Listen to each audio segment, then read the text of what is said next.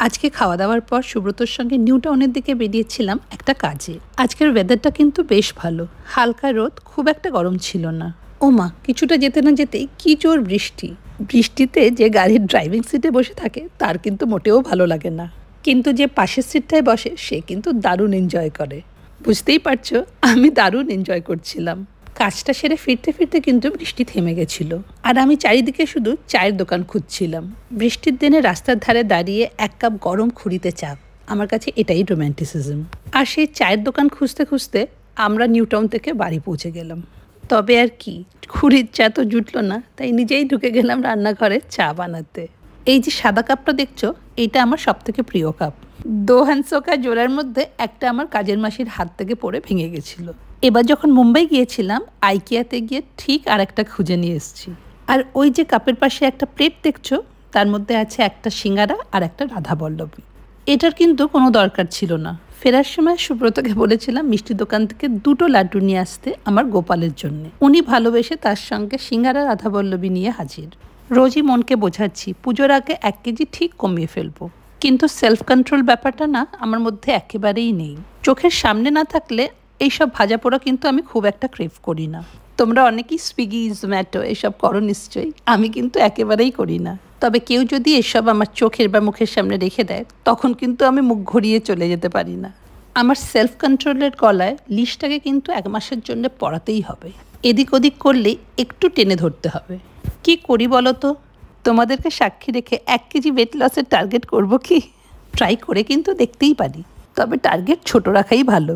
তাহলে অবশ্য একটু প্ল্যানিং করতে হবে। কি খাবো না থেকে আগে কি খাবো সেটা ভেবে নিতে হবে। এটা কিন্তু ঠিক জানো, ডায়েটিং কিন্তু কখনো না খেয়ে হয় না, আর হাজার একটা এক্সোটিক জিনিস খেতেও লাগে না। সারা জীবন যা খেয়ে এসেছি আর আমাদের বডি যেটা রেকগনাইজ করে সেটাই খাওয়া উচিত। না, এই প্ল্যানটা কিন্তু খারাপ না, করা যেতেই পারে, কি বলো?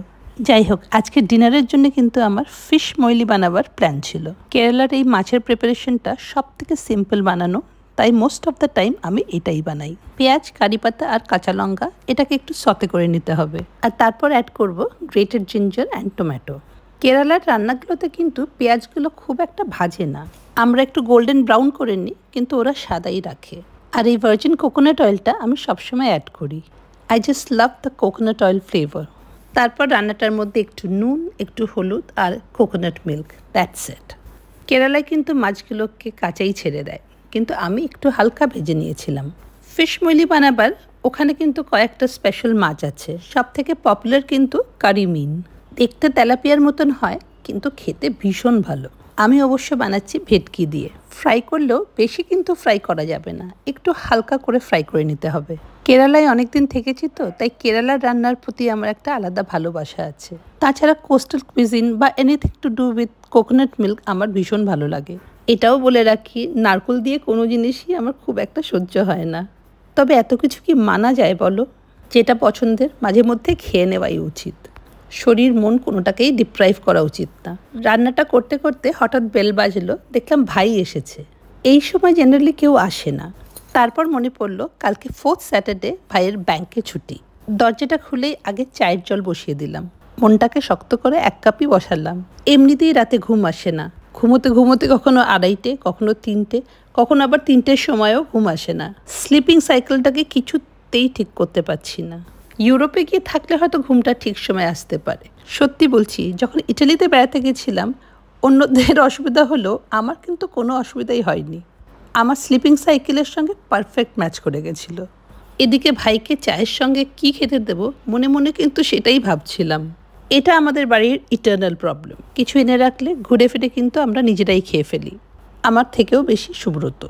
আর সেই ভয়ে খুব একটা জিনিস বাড়িতে এনে রাখিও না, আর কেউ ঢুকলেই আমার মাথার অ্যান্টেনাটা খাড়া হয়ে যায়। তারপর মনে পড়লো, আরে আমি তো ফিশ ময়লি বানাচ্ছি। এইসব রান্না জেনারেলি আমার বাড়িতেই হয়, তাই আমার ভাইয়ের ভালোই লাগবে। এদিকে ফিশ ময়লি কিন্তু ভাত ছাড়া খাওয়া যায় না, একমাত্র সুব্রতই ওটাকে রুটি দিয়ে খায়। কিন্তু ভাত খুঁজতে গিয়ে দেখলাম ফ্রিজে ভাত নেই। এতটাই কম ছিল যে ভাইকে দিতেও লজ্জা লাগছিল। আমাদের ছোট ফ্যামিলিতে এখন ভাত রুটি বেশি বানালেই ওয়েস্ট হয়, তাই কোয়ান্টিটিটা এতটাই কম হয় যে হঠাৎ করে কেউ চলে এলে তাকে দেওয়ার মতন কিছু থাকেই না। আর আজকাল হঠাৎ করে না বলে কিন্তু কেউ আসেও না, আর আসলে লোকে পছন্দও করে না। কি অদ্ভুত ব্যাপার, তাই না? ছোটবেলায় দেখেছি রান্না যাই হোক না কেন হাঁড়িতে ভাত কিন্তু কখনো কম পড়তো না। আর ফোন করে আসার কথা তো কেউ ভাবতও না। বাড়িতে হুটহাট করে কত লোকই না আসতো। মাটিতে বিছানা পেতে সবাই অ্যাডজাস্ট করে শুয়ে যেত। আর যাই রান্না হতো মা কি সুন্দর ম্যানেজ করে সবাইকে খেতে দিত। আমরা তো খেতে দেওয়ার পার্টি তুলে দিয়েছি, পুরোটাই বুফে সিস্টেম। খেতে দেওয়াটাই কিন্তু মোস্ট বিউটিফুল আর্ট। রান্না কম বেশি সবাই করতে পারে, কিন্তু খাওয়ানোর আর্টটা কিন্তু সবাই জানে না।